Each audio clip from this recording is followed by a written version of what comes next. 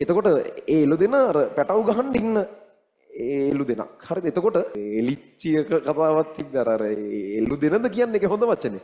හරිද? එළු දෙන කියලා ගන්න ඒක මේ මහාචාර්ය කෙනෙක් ලියපු ලේඛනයකින් වැඩි විස්තර අයින් කරලා ඒ ගත්තේ. එතකොට ඒකේ තිබ්බේ එලිච්චිය කියලා. ඒකනේ අර කුට්ටම්පොකුරනේ ඉතින්.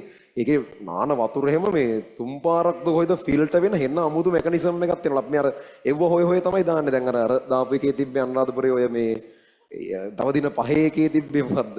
එලිච්චියක කතාවක් තිබ්බේ අර එළු දෙනද කියන්නේ ඒක හොඳ වචනේ. හරිද? එළු දෙන කියලා ගන්න ඒක මේ මහාචාර්ය කෙනෙක් ලියපු ලේඛනයකින් වැඩි විස්තර අයින් කරලා ඒ ගත්තේ. එතකොට ඒකේ තිබ්බේ එලිච්චිය කියලා. ඒකයි එලිච්චිය තියන්නේ ගන්න. කොහොමරි මේ පස්සේ සමහර තැන්වල එහෙම නම් වෙනස් කරත් එක්ක ඒකත්. ඒකේ කතාව මරු හරිද? ඒ කියන්නේ දැන් තිසාවැව මම මේ කතාව එතන තිබුණ විදිහට මම කියන්නේ මේවා ඉතින් සෑහෙන වෙනස්කම් සමහරක් විට ඔරිජිනල් කතාවත් එක්ක ඇති. ඒ හින්දා කියන එක එහෙම පිළිගන්න එපා. කැමති නම් හොයලා බලන්න විභාගේ එහෙම ඉවර වෙලා. ඒ ස්ටෝරිය දෙන්නේ දැන් තිසාවැවලු ඒ කාලේ අනුරාධපුරේ ඉතින් අර වතුර ගන්න ඒ වැඩවලට මූලික වශයෙන්ම භාවිතා වුණේ. හරි. අනම්මනම් කුඹුරු කරන්න අනම්මන වලට සෑහෙන්න ඒකෙන් වතුර ගත්තා. හැබැයි මේ තිසාවැවේ තියෙන වතුර ප්‍රමාණය විතරක් ඒ වැඩවලට මදි.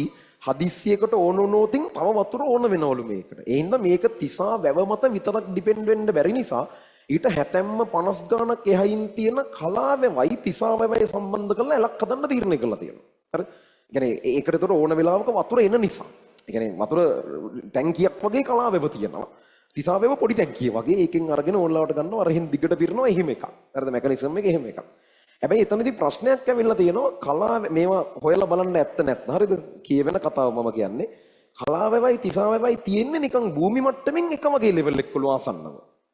දැන් ෆිසික්ස් දන්නවනේ ද්‍රවස්ථිතික පීඩන වෙනසක් තියෙන්න බෑ ද්‍රවයකට ගලන්න. හරි. දැන් මේ වැව් දෙකම එකම මට්ටමේ තියෙද්දි බෑනේ ළමයි ගලන්න. ඒ හින්දා හදන ඇල ඊටාම සියුම් බෑවුමක් විතරක් තින්න හදන්න ඕන. ලොකු බෑවුම් තියන්න බෑ. ලොකු බෑවුමක් තිබ්බොතින් අර වතුරට අර ඒ කියන්නේ දැන් තමන් ඉන්න තැනට වඩා ඒ මට්ටමේ හෝ ඊට ළඟින් මන් වගේ නම් අනිත් මට්ටමක් තියෙන්නේ ළමයි ලොකු බෑවුමක් හදලා බෑනේ වතුර ගලන්න සලස්වන්න. ඒ අතර වතුර ගලන්න නම් ඊටාම සියුම් බෑවුමක් හදා ගන්න ඕන. ඒ හින්දා නේ කියන්නේ යෝධයලේ තියෙන මේ බෑවුම සාමාන්‍යයෙන් 70කට එක අඟලයි කියනවනේ බහින්නේ. ඊටාම සියුම් බැස්මක් කියනවනේ කියන්නේ. හරි. 70කට එක අඟලක් බහිනවා කියලා තමයි කතාවේ කියන්නේ. ඒක ඕක අඟලක්ම අර හෙම්බෙන්නේ නැතුව ඉතින් 70ම නැතුව ඇති. නමුත් ඒක ඒ වගේ තමයි අයිඩියා එක යන්නේ. හරි. ඒක ඇත්තටම එහෙම තියෙනවා. එහෙම අදහසක් තියෙනවා. අර සින්දු වල තියෙන මොකක්ද අර දවසක් වෙල නැති හේනේ සින්දුවේ මැදක තියෙන්නේ බිරිඳකගේ සෙනෙහ ගියා යෝධ ඇලේ නැම්මේ කියලා කියන්නේ. ඒ කියන්නේ ඒක අර අම්මගේ ආදරේ සහ අනිත් ආදරයන් සංසන්දනය කිරීමක් නේ කරන්නේ. එතන ප්‍රශ්නයක් වෙන වෙලාවට සමහරක් මිනිස්සුන්ගේ අර ඒ තියෙන මාර ලව් එක නැති වෙන්නේ යෝධ ඇලේ නැම්ම වගේ කියලා කියන්නේ. ඒ කියන්නේ අර හෙන පොඩි බැස්මක් තියෙන්නේ යෝධ ඇලේ තියෙන ලොකු කාලයකට පොඩි බැස්මක් තියෙන්නේ. හැබැයි මහා පරිමාණ වතුර ප්‍රමාණයක් ඒකෙන් ඒකක කාලයක් තුල අරගෙන යනවනේ. අර ඒ වගේ දැයින් නැති වෙන්න හැබැයි මහා පරිමාණයෙන් ඒව නැති වෙලා යනවා ප්‍රශ්නයක් වුණාම වගේ අයිඩියා එකක් තමයි ඒකෙන් අරගෙන තියෙන්නේ. ඉතින් ඒ ඔක්කොටම ගන්න ඕලා යම් සත්‍යතාවය ඇත්තට මේකේ සත්‍යතාවයක් තියෙනවා. ඒ හින්දානේ එතකොට අර එන්න ලොකු දුරකට පොඩි බැස්මක් තමයි තියෙන්නේ. එතකොට ඒ බැස්මට හරියන තැනක් හොයාගන්න එපා. මේ වතුර ටික දැන් මේ ඇල අලුතින්මනේ කපන්නේ තිබ්බ මොකක්වත් වතුර මාර්ගයක් නෙමෙයි. ඒකට හදන්නේ කොතනින්ද මේ වතුර පාර අපි යවන්නේ? මොකද කරදර අඩුම පාරක් වෙන්න ඕන. කඳු බෑවුම් අනම්මනම් අඩුම ලේසියෙන්ම යන්න පුළුවන් පාරක් වෙන්න ඕන. ඔකට අපි තෝරගන්නේ බෑවුම අඩුවේ හදන්න නම්. හරි.